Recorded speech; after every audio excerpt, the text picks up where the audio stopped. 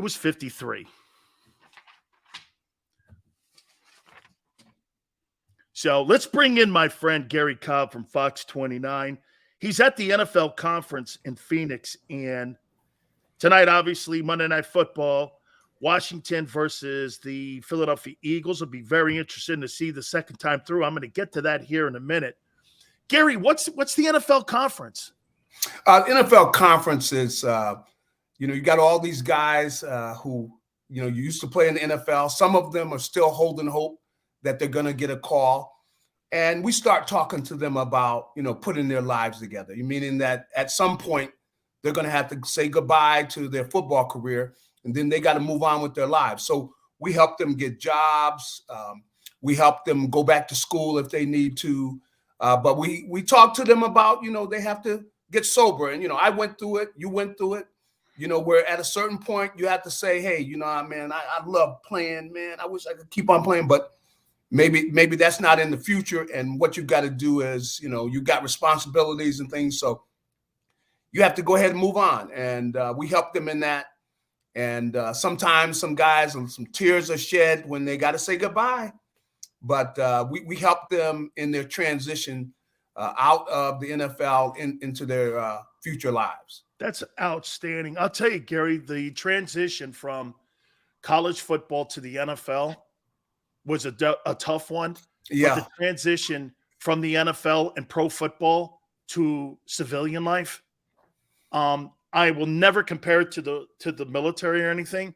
But when you're around the fellas like that and you're around doing things like that, when you play any significant period of time like you did, I mean, I played 7 years in 4 different leagues and such. I couldn't put it down. But looking in the mirror and saying this, Garry, damn, it's over, man. I was 35 years old, 34 years old. I went like this, Garry. Shit, I can't believe it. It was the toughest divorce of my life. That's right. That's right. I went through it too. And, it's the kind of thing where you got to admit, hey, you got to move on. And because, you spend all this time building up to it. And then to get there, it goes by so fast. It goes by so fast. And, some of the guys, you're amazed to see when you look a guy in the eye and say, hey, man, you know what? You can make it through there. And we do. We end up, working with the military, and helping them because there are similarities. So, we end up doing some joint things with them. And it's really gratifying, because, we can help them because a lot of the players are, superstars who the guys look up to, and to see them in a vulnerable moment where they got, man, I got to admit it's over, and we all have to do that. And, those guys in the military, they have to change and see what ends up happening that's similar is you really are looked on as a new person because you have a personality. There's a certain image in everything you have when you're playing, and you got this personality, this person, your name and all that. And you got to go ahead and put that down, and then you got to move on and start all over at something else. See, that's what it is. You end up having to start all over at something else. So that means, there's a humbling and things, but it's great to have the guys kind of do it along. You need one of your buddies that you can do it with, and they can encourage you and you can encourage them when you're going through those tough times, Yeah. Garry, let's transition into tonight's game here. 3 games in the last 29 days. You think that's anything for this team because they've been so laser focused? Is it good or bad, or is it a non-starter when it comes to anything with them? Well, it could be good or bad because it definitely can get you out of your rhythm. I know I went through that where you don't play, you're sitting around all the time and you're not getting a chance to get in there because, playing every week, you're into that rhythm, you show up, you're ready to play, all that. But you can use that as an excuse. I mean, but, nobody wants to hear excuses. But you can either make it a good thing or a bad thing. Now, the thing is, you do wind up with fresh legs. Yeah. So you got fresh legs, but at the same time, you haven't been in the rhythm of playing because, both of us, we couldn't explain to somebody what it is like to be out there in a game and having things happening like this and that. You got this trap block coming, the stuff is happening at breakneck speed. and you've got to be able to rack. And when you get in the flow, man, there's nothing like when you're in the flow. You go, no, I see that. I see this. I know what they get ready to do. Then you jump, I jump a route, pick the ball off, or, different things like that. And you know how when you get in there and you're in that flow. Well, when you don't play that often, you get out of the flow. And then you're out there and you're thinking like, regular person thinks. And that's not the way you play. You play so instinctively. You just get to a feel of the game and you get a feel of what the team is trying to do and what's the next play and everything and all that. So could be a good thing or a bad thing. But of course, the Eagles have made everything. They have taken on every challenge. They have met it. And this is another challenge. No doubt about it. Now, I want to emphasize this thing here. You're the last undefeated team. Washington, they know they're probably not going to make the playoffs. But you know what could make their season? Yeah. Take the Eagles down. This is their Super Bowl. Yeah, this is it. And you got all those guys over there, and, they would like nothing better than to mess up the Eagles in front of a national television audience. They say, we didn't have a good year, but, oh, man, you remember that Monday night against the Eagles? So they're going to be ready to play, man. They're going to get That's right. You got to have a college mentality here tonight. Gary, I'm going to throw something at you here. And Jimmy Johnson and I were talking about this when it comes to the Eagle offense. I think that the Eagles are one of the most difficult teams to prepare against because of the way that they have started to really implement passing into the RPO. Yep. And Jalen's gotten better at it. Mm-hmm. Would you agree that defensive coordinators, the second time through, like Ron Rivera tonight, I don't think Washington has the personnel to beat that team. But I think it's going to be interesting to see tonight how Ron coordinates against this style, because to me, Gary, this. When you see a guy for the first time and you see Dan Marino, you're like, holy shit. But then all of a sudden, you start putting new nuances into the defense to take some of the things that their skill set does. I'm just wondering how your take is on that. When teams get a chance to see this offense all the way through, how are they going to adjust when get this, in the last 3 weeks, Devonta Smith has, I think it's 12 catches for 80 yards. Mm-hmm. And so am I onto something here, or do you think, no, they'll figure it out? I think the Eagles, they've had challenges. Now, this is another one. And they're going to have to figure it out, They're going to have to figure it out. And I think that, so far they have figured everything out. Now, the Eagles, what you said about this offense is they've continued to advance. Like in the last game, they ran a play where on the first time they ran the play, Miles Sanders, this was down in the red zone. Dallas Goedert went in motion. They handed the ball to Miles Sanders. He ran into the end zone for a touchdown. Now, this was a play where basically Jalen it's an option. See, he can pull the ball out. He can put it in there and let Miles run with the ball. He can pull it out where he might run, or he could pull it out and throw the ball to Dallas Goedert. On the first touchdown, they ran the play. Miles got the handoff, went in for the touchdown. The second time they ran it, same play. Jalen pulls it out, throws a touchdown to Dallas on the other side. Now, how are you going to deal with all of that? No, Jalen's decision-making, right? That's really the improvement. He's been very sharp on it, and he's doing a great job with the reads. It really puts a lot of stress on the defense. And the things they did to Micah Parsons, where they put him on an island, they're really doing some really good things with that offense. And then they can always still go back and put that fist in there and pound that ball on you.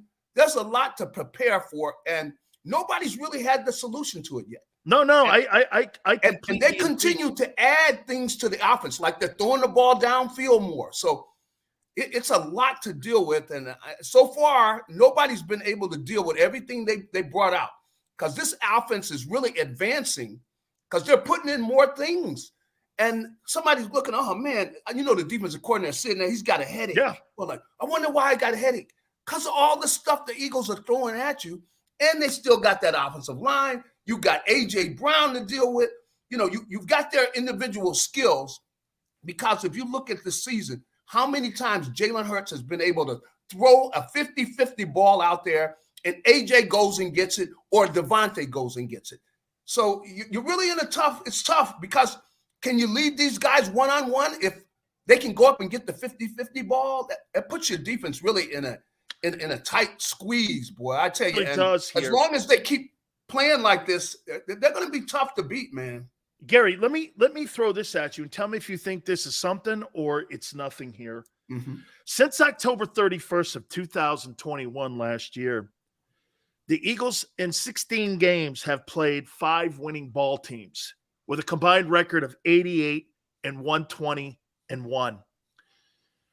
They're taking care of business, and sometimes, Gary, there's no question that could be one of the toughest things to do in football, is to be consistent like that. Yeah. Is some of this fool's gold? Is there something still that we have to see? Because, Gary, they really haven't played anybody since the 2-5 start, outside of Brady whacking them in the postseason. I mean, tell me how I'm supposed to.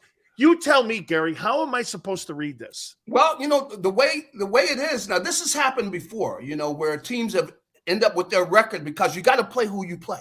Hey, absolutely. So they need to wipe Montana these guys benefited from that, didn't he? For years playing in the NFC West, That's Brady in the AFC East. Yep, you're right. So you got to play who you play. Now, in order to take care of them consistently, you got to have a certain level you're staying up to. You got that. But when you get against the tough teams, you got to raise your level of play. And that's what the Eagles are going to be asked to do, because, later on down in the season, they're going to have to play, well, I don't know about Dallas, the way they're getting beat. But you got Dallas, you got San Francisco. Who knows? I got to put the Giants in there now. Maybe Green Bay? Yeah, Green Bay.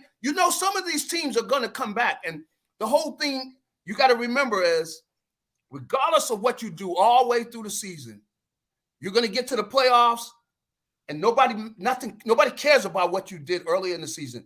It's, are you ready to play on that particular Sunday? Are you better than the other team? You got to go out on the field and prove it. And I don't care what their record is. If you're playing them in the playoffs, you have got to be the best team that day. So the Eagles have to focus on getting better and being that best team, regardless of whether they're playing, teams that aren't that good. They got to beat those teams, but they got to be taking their game to another level. And it's really going to be challenging. And I'll tell you, Dan, this unbeaten thing, it's a blessing and a curse. Yeah. Because when you're that unbeaten team, you got all the pressure on you. You remember the Patriots and against the Giants and coming in there, with 18-0 or whatever. They had beaten them in the final regular season too. What would make you think you had to go in there thinking you were confident you were going to beat them again? But the pressure's on the unbeaten team. You got that pressure on them. And so as the season goes along, if the Eagles continue to win, that pressure is going to mount. And as I said earlier, Commanders say, you know what? We are probably not going to make the playoffs, but we can make our season tonight against the Eagles. And they're going to get their best effort. Oh, no, they're going to get – Gary, 2 quick last questions. Is Mahomes the only quarterback playing better than Jalen Hurts right now in the NFL? I would have to say yes. He's the only one. He's the only one, because Jalen has been consistent. He's been able to take care of the ball. And, if you want to win, you take care of the ball. You put the ball in the end zone. And he's been creative. He's used his legs when he needed to. And right now, other than Mahomes, he's the most valuable player in the NFL. Finally here's the one guy I don't want to see. I don't want to see Tom Brady. Yeah. Hey. Okay, because, the playoffs, if they were to start now, the Buccaneers, the Bucs would get the Giants. They're beating that team. Yeah. Then get this. The Bucs would play Bucs would pay the Eagles. You're right. You know what? I was thinking about teams, but I saw the game, the way they're playing now. You see they're starting to step up their game. Yeah, I mean, they're a team that's going to have to be dealt with. No doubt about it. They're going to get their pieces back. Yeah. They're going to get their pieces back here. I'll tell you what. So tonight, I mean, look, the talent level with Washington is not where the talent level is with Philly. Yeah. They just got to be consistent tonight. I think we're all looking for a win tonight, right, Gary? Closing. Yeah, here? we're all looking for a win, but Heineke has those guys play hard for Heineke, so I think it's going to be a battle. It's not going to be a cakewalk, but they got to come out there, jump on these guys, and really try to get the thing over where you get that lead on them. Because if Washington's got to play from behind, they're really not equipped to do that because Heineke doesn't have a strong arm, and I think he'll end up throwing some interceptions, and the Eagles will be able to put that thing away. But they got to come out ready to play because Washington's going to show up ready to play. Just to make their season. Yeah, absolutely. Gary, have a great conference, man. I appreciate you doing this. Should be a great game tonight. Thank you for what you're doing for those players too, man. It's really important for those guys as they make that transition. Thank you so much, my friend. All right, buddy. Have a good one. You got it. That is Garry Cobb.